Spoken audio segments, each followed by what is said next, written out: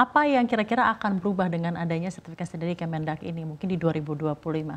Oke, untuk MP Store sendiri, e-commerce itu industri yang dinamis. Kita tahu beberapa tahun yang lalu ada pemain-pemain e-commerce besar, ada 3 besar pemain e-commerce.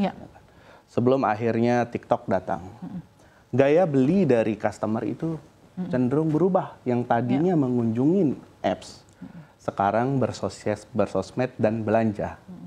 Ke depan, e-commerce kami prediksi udah menyentuh ke AI.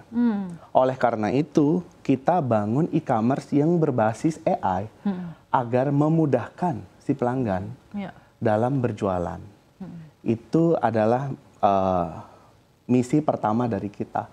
Selanjutnya, ketika masyarakat sudah terbiasa dengan AI, maka pencarian pun itu akan lebih dirujukan kepada AI.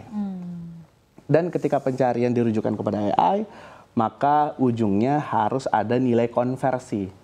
Kita dulu mencari sebuah produk pergi ke e-commerce apps, sekarang mungkin pergi ke AI untuk mencari rekomendasi. Dan rekomendasi itu yang akan datang dan bisa langsung dieksekusi dalam satu ekosistem AI. Oke. Mas, bagaimana performa keuangan perusahaan di kuartal 1 2025 ini dibandingkan periode yang sama tahun sebelumnya? Oke. Performa perusahaan di kuartal 1 di 2025 cukup impresif, tumbuh sales kita di 450 miliar dibanding kuartal 1 tahun 2024 yang hanya 242 miliar. Kita tumbuh sekitar 86%, cukup agresif. Itu salah satunya karena tahun lalu kita IPO dan kita gunakan dana itu dengan benar sehingga ekspansinya itu cukup agresif. Untuk klien dan user Anda, seperti apa Anda melihatnya growth-nya dari tahun lalu dibandingkan sekarang? Oke. Layanan dan klien dan user itu tumbuhnya cukup signifikan juga. Itu seiringan dengan sales. Nah, pertumbuhan pelanggan di kuartal 1 di 2024 itu around sekitar 5.000 per bulannya, 5.000 pengguna. Sekarang kita bisa double itu. Karena kan saat kita tuangkan di prospektus penggunaan dana kita, salah satunya adalah ekspansi hub ataupun menambah jumlah sales canvasser kita. Sales canvasser ini yang akan menjadi ujung tombak.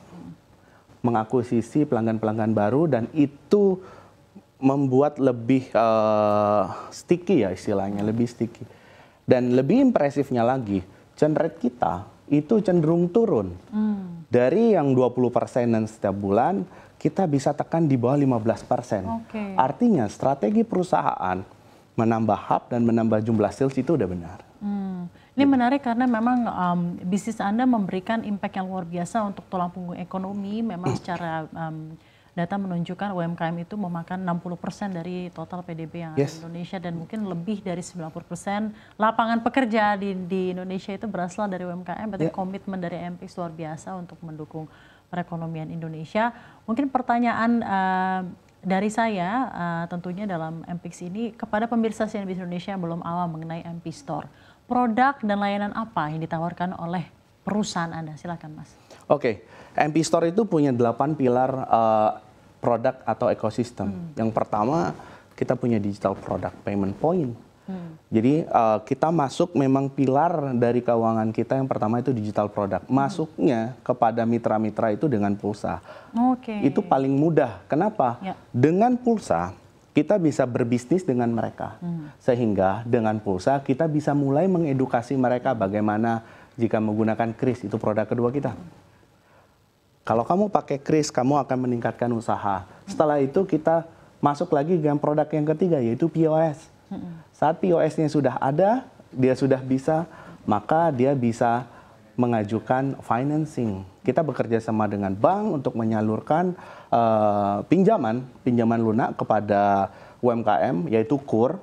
Salah satu bank sudah bekerja sama dengan kita. Lalu berikutnya kita dirikan supply chain FMCG. Kita bekerja sama salah satunya dengan yang terbesar Indomarko, directly menjual produknya kepada warung-warung dan UMKM binaan kita.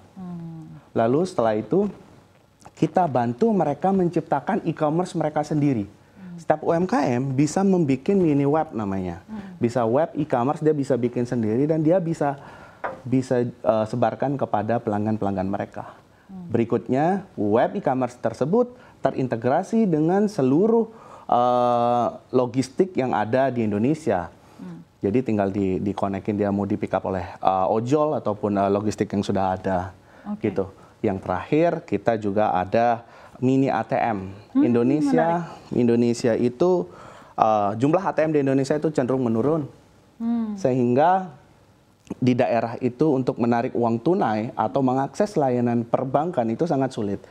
Menggunakan ekosistem kita, warung-warung menjadi agent banking ataupun branchless banking itu mempermudah masyarakat dalam bertransaksi tahari semakin atau berdaya. Demografis klien dan user Anda mungkin kalau di Indonesia sendiri sudah mencapai daerah-daerah mana saja? Oke. Kita hampir keseluruhan provinsi di Indonesia itu sudah ada pengguna kita. Mayoritas saat ini ada di Jawa Timur, Jawa Barat, dan itu ditopang oleh Bekasi, Depok, dan sekitarnya, Jawa Barat. Setelah itu Banten dan DKI. Penggunaan aplikasi Anda itu bisa menggunakan gadget mereka langsung. Iya, benar. Menarik sekali.